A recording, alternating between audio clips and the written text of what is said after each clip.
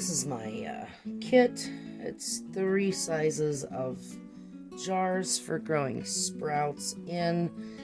They're all 3 Kerr jars. They stack. You can add your own jars. You can, stack 3 shorts. I don't recommend stacking, 3 of the others, but you can do whatever suits your needs here. Not all seeds sprout well in jars. This is our large Kerr jar. I'm going to show you guys really quickly how we grow mung beans and why it's important to use this stocking. This is just a stocking. I buy them at the dollar store. That's where you get them. I cut the top off. You don't have to. I just like to. So you take your jar. This is going to be clean. You're going to make sure you run it through the dishwasher. Clean it up real good. You don't want a whole lot of extra bacteria, although it doesn't really matter. Okay, so for a lot of mung beans, you're gonna want 4 tablespoons in a jar like that. In the I don't even know what size jar, but the next jar down, you're not gonna want as many. This would be 4 tablespoons. This would be 2. Of course, the short one here, that's going to be just 1, and that's really going to fill your jar. So I want to continue to show you how to fill your little stocking. Any way you can get the beans in there. Just going to stop. And we're filling our jar or our stocking right now with the mung beans. When you get your kits at home, this is how you're gonna, this is how you're gonna do it. You've got 2. You've got 3. So at home you're gonna, have your bag or whatever of seed. And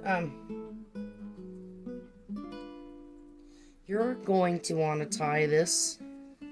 I would say give it half of the amount of room that it's filling up in the stocking to start, because what you're going to do, you're going to take this amount, you're going to fill your jar probably halfway full, and you're going to drop it in like this.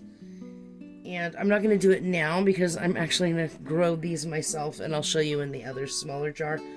But sometimes it's a little bit confusing on how to grow these in the larger jars, because what you're going to do is, after these soak tomorrow, each time, no matter what size jar you use, when you give the amount, half the amount, they soak, they take it up, you're going to untie your little knot a little bit. You're just going to scoot it up. As these expand in your sock, you're going to give them more room. This is for the larger one. The smaller one's not really to the same degree. But you don't want to give these a lot of room. What you want to do, you don't want to go all the way to the end of the jar, because the more pressure that's on these when they're growing, you get fatter, shorter, fatter stems.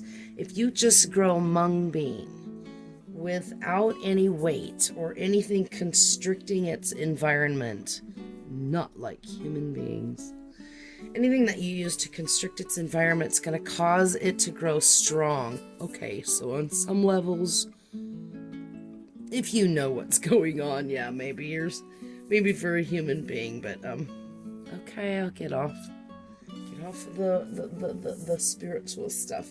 So then what you're going to do, you're going to soak it overnight, and then after it expands overnight and you've rinsed, you're going to rinse these 3 times a day. So they're expanded now. You're going to elongate this when they're expanded, and they'll stay together a whole lot better. You're going to expand it and elongate it in your little jar. There will not be any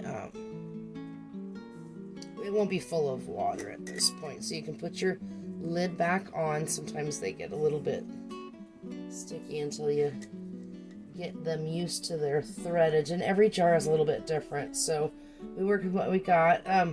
You lay it on its side, you know, in whatever tray that you're using. So only for like the first day are you going to set it this way, and it's going to begin to expand outward in that way. And the next day, maybe by the end of the third day or second day, first part of the third, really depends. Each crop is a little bit different, but as it really begins to expand out of the jar is when you'll begin to set it up like this. And the reason being, it's got feet right here, and it will allow the oxygen to come up. It will also allow for moisture to still feed the roots, which is really important for mung beans.